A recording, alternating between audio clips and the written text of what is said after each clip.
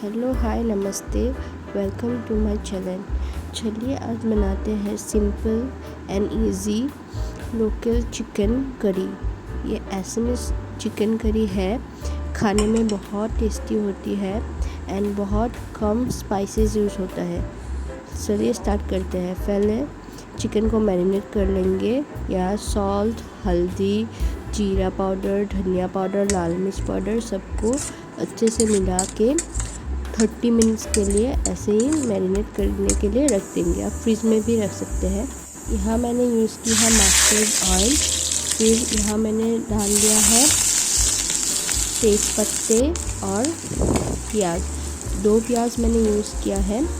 प्याज को अच्छे से भून लेंगे। फिर यहाँ मैंने डाला है जिंजर और गार्लिक पेस्ट, अदरक लहसुन डाला है। फिर यहाँ मैं डाल दूँगी मैरिनेट किया हुआ चिकन को अच्छे से अभी फ्राई कर लेंगे। ये चिकन होने में बहुत टाइम लगता है, तो हम लोग इसको कवर करके कुक करेंगे लो फ्लेम में।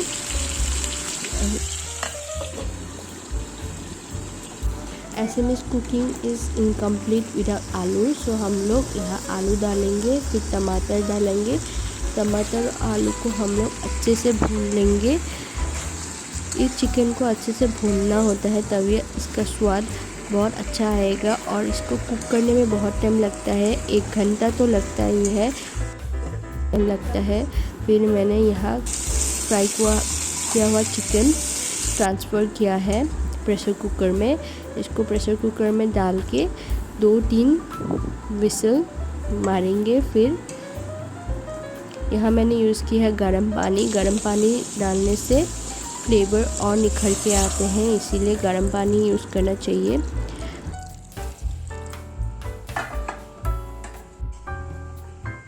फिर मैंने यहाँ यूज़ किया है ग्रीन चिलीज़।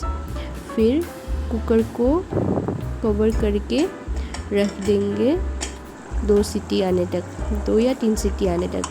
2 या 3 सीटी के बाद हम लोग का चिकन करी रेडी है। बहुत स्वादिष्ट हुआ था। आप लोग इसको ज़रूर बनाइए और सर्व कीजिए राइस के साथ। गरम गरम राइस के साथ ये खाने में बहुत टेस्टी होते हैं। Thank you for watching.